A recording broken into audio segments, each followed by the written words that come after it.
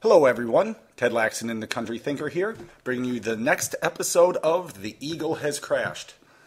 I hope everyone had a fun and safe 4th of July holiday. I know I certainly did, and I'm looking forward to getting back into the story here. As you may recall from last week, things started to really heat up as Texas decided it was done with the United States of America, and we're going to continue with that storyline today. So, without further ado, let's get to the second half of January of 2030.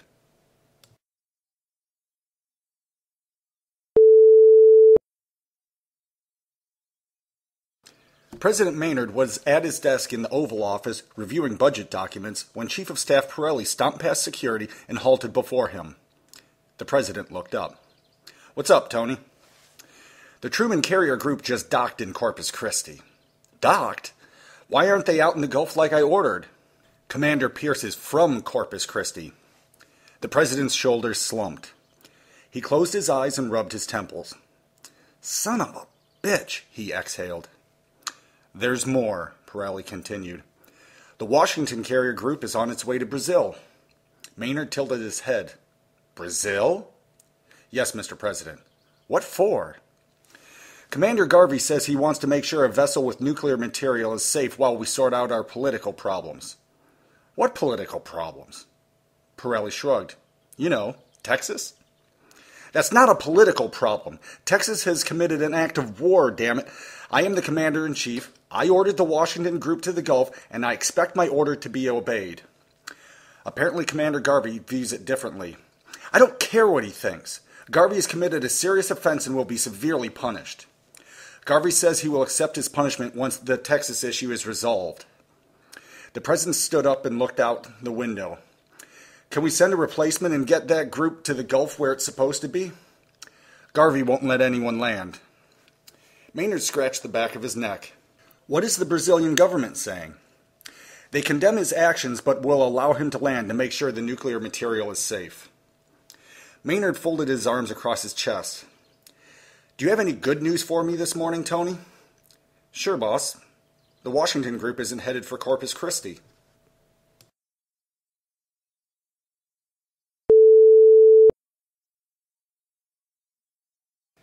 Supreme Court of the United States. Texas v. United States. On petition for writ of mandamus. Number 30-26. Decided January 11, 2030. Per curiam. Texas has petitioned this court for a writ of mandamus to grant it independence from the United States of America. This is a political question outside of the jurisdiction of this court, and Texas shall remain in the United States until such time as an agreement is reached with the executive and legislative branches established by Articles 1 and 2 of the Constitution. Petitioner's request is denied. It is so ordered.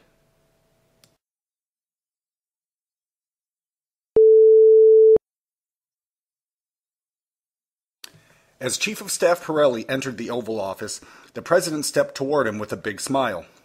He gave Pirelli a slap on the shoulder. "Get Trumbull on the line. His little game is over unless he wants serious trouble." Pirelli squinted. "What's up, Tony? I don't like that look." "The UN Secretary General is on the SATCOM and wants to speak with you immediately." "What about?" "Texas. I think Trumbull's been in touch with him." "Damn it, you can't be serious." "I am, and let's go." The two men brisked past security and went to the White House SATCOM room. When they entered, they saw UN Secretary General Malik Onan on the screen waiting for them, standing with his hands folded at his waist. "Good morning, Mr. Secretary." "Good morning, Mr. President. I've just spoken with President Trumbull and—" "Please tell me you're not calling that rebel President." Onan held up an outstretched palm. "Relax, Mr. President. I am for the time being. Anyhow, I have spoken with Mr. Trumbull, if that suits you better, about the issue of separation in light of your Supreme Court's ruling.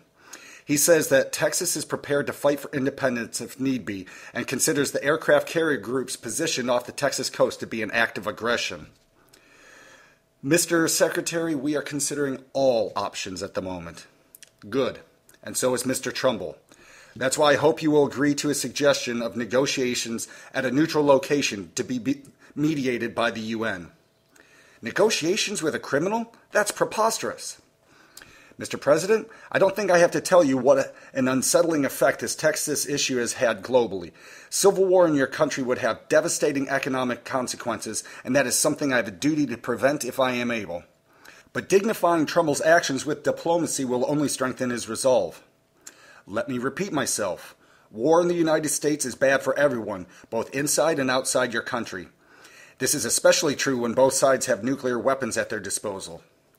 Who said anything about nukes? If conflict breaks out and escalates, there is always the possibility that someone could make a rash decision.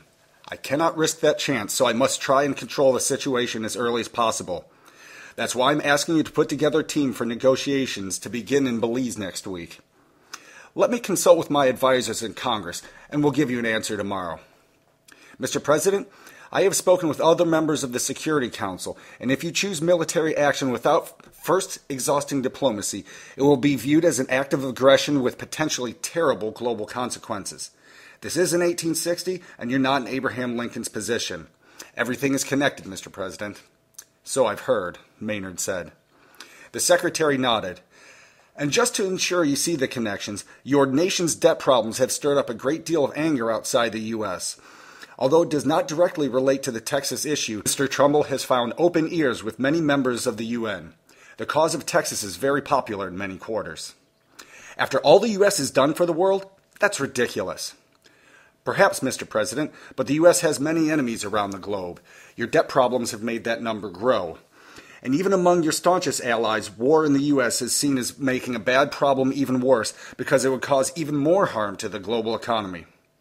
You really can't be serious, Mr. Secretary. I am, and I cannot stress strongly enough that it is in your country's best interest to meet Texas in negotiations instead of taking unilateral action against them. As I said, Mr. Secretary, I will consult with my advisors in Congress. I expect that they will see the wisdom of negotiations. I wouldn't count on it, Mr. Secretary. I sincerely hope that you are wrong, Mr. President. Onan nodded, his image faded, and the SATCOM screen went black.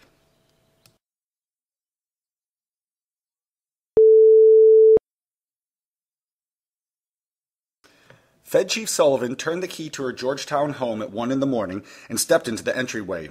She clumped into the kitchen and found a bottle of Argentinian Reserve Malbec on the counter, opened. She removed the post-it note attached to the label. Hope you had a great day. Enjoy. Love, Carl. Sullivan and her husband had a solid, functional marriage, and he was very considerate of her needs. Nonetheless, he still lived in Dallas, working as an executive for a defense contractor, a position he'd taken when she joined the Federal Reserve Bank there. He was in Washington for a meeting with the Pentagon and was probably upstairs and asleep. As she poured the glass of wine, she was grateful for his thoughtfulness. Sullivan wandered into the family room and turned on a lamp with the tug of a brass chain. She curled up on the couch and tucked a blanket over her legs. Sullivan turned and reached for the latest Star Trek novel on the wicker end table, only to find a stack of papers on top of the book. She picked up the stack, labeled with another post-it from Carl, which he deposited through life much as Hansel and Gretel left breadcrumbs. Thought you might find this interesting. See. Carl had printed a blog titled, Has the Fed Destroyed America?, along with 20 pages of reader comments. The author opined that Sullivan's excessively tight monetary policies had caused the economic downturn and done irreparable harm. Most of the comments were in agreement. I have no idea how such an economic moron got to be Fed chief, Bad Boy 77 stated. Someone needs to haul that bitch out in the street and shoot her, Topeka Tom suggested. Sullivan longed for the days before the internet destroyed decorum. Toward the back, Carl had highlighted a comment from Naughty Girl 69. If Congress takes over the Fed, it won't be too soon. My congressman said he's going to sponsor a bill to that effect. I don't think it'll have much trouble passing. Sullivan set the papers on her lap, closed her eyes, and exhaled deeply.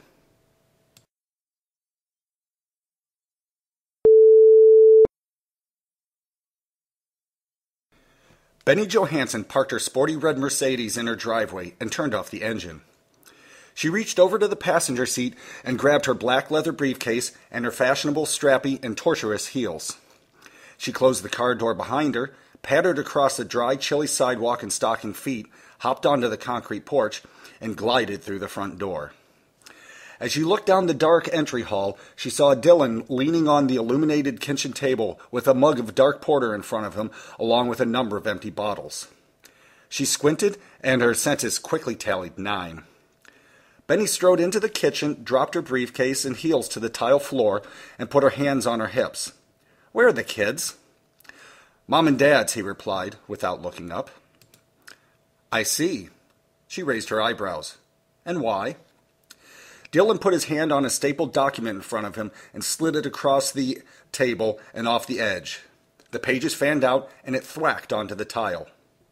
Benny picked up the document and saw it was a court order. She flipped to the last page to see how the story ended. Benny closed her eyes and sighed. They did it, she thought. They actually disbarred him. 12 years of law school practice and legal reform advocacy down the tubes, just like that. And they didn't mess around either. This would normally take a year or more, and it was wrapped up in 3 months. That's what happens when your enemy is your judge, you thought.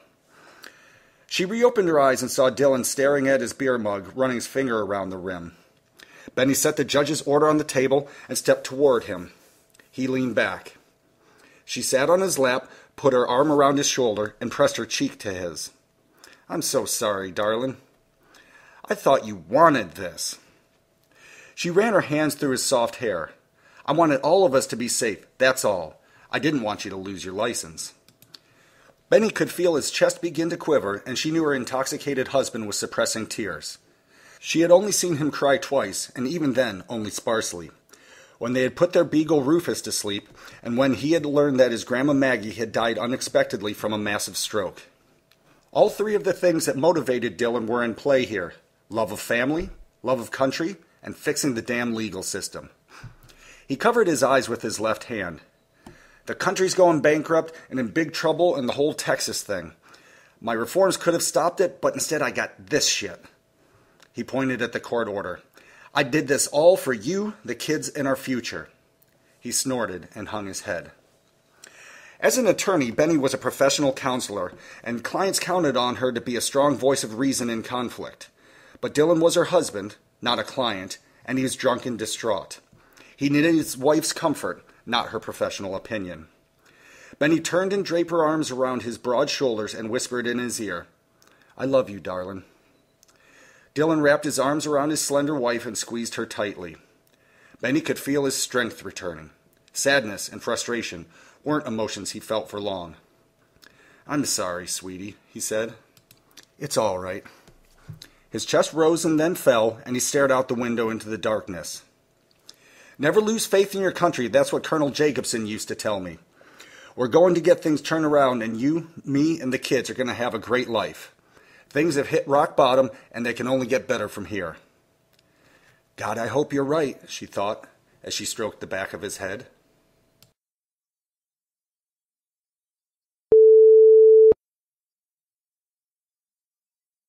A young black-haired girl, maybe 10, looked out the window of the airplane. She turned to her mother sitting next to her and tugged her sleeve. "Mama, hay un avión." The girl's mother leaned down and looked out. "Sí, es un avión."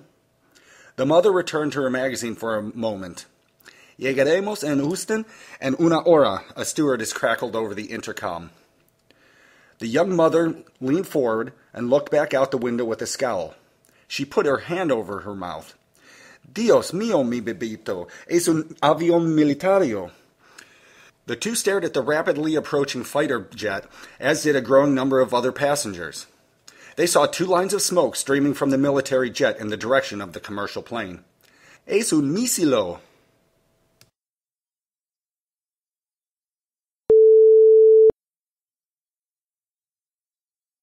President Maynard stood in front of the screen in the SATCOM room and waited. The lanky figure of Tim Trumbull appeared. He had a deep scowl on his face. "That was a disgraceful act of cowardice, Maynard," Trumbull said, pointing at the screen. "I warned you that no one and nothing would be allowed to enter Texas until you gave up your treasonous rebellion. There were 170 Venezuelan tourists on that plane. I mean, seriously, you blew it out of the sky. That's murder."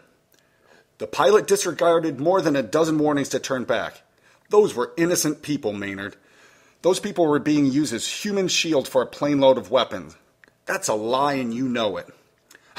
I wouldn't put anything past Chavez, and frankly, you should be ashamed of yourself for dealing with that brutal dictator.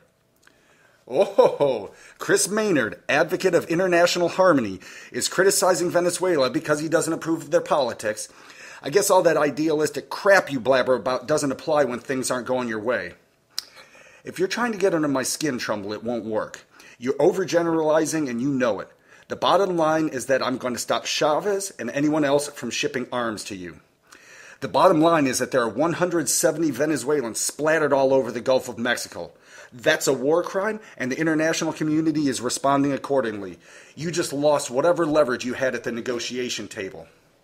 I disagree. We have gained a lot of leverage. We have an enormous arsenal of weapons, and I've demonstrated that we aren't afraid to use them. A dove has turned into a war criminal in a matter of weeks. Figures. If you have nothing further to say, I'm out of here. I have one more thing to say. What's that? Give it up before anyone else gets hurt.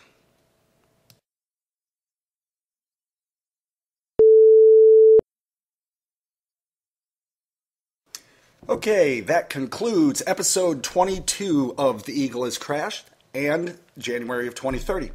Hope you're enjoying the story, and if you'd like to pick up a paper copy of the book, you can get it at my site, clearpeakpress.com, or Amazon or Barnes & Noble, and in ebook format at Barnes & Noble, Amazon, the iTunes Store, the Sony Store, Smashwords, and other retailers. Hope you have a great week, and we'll get back with you next Sunday with episode 23, the beginning of February of 2030. Have a good week now.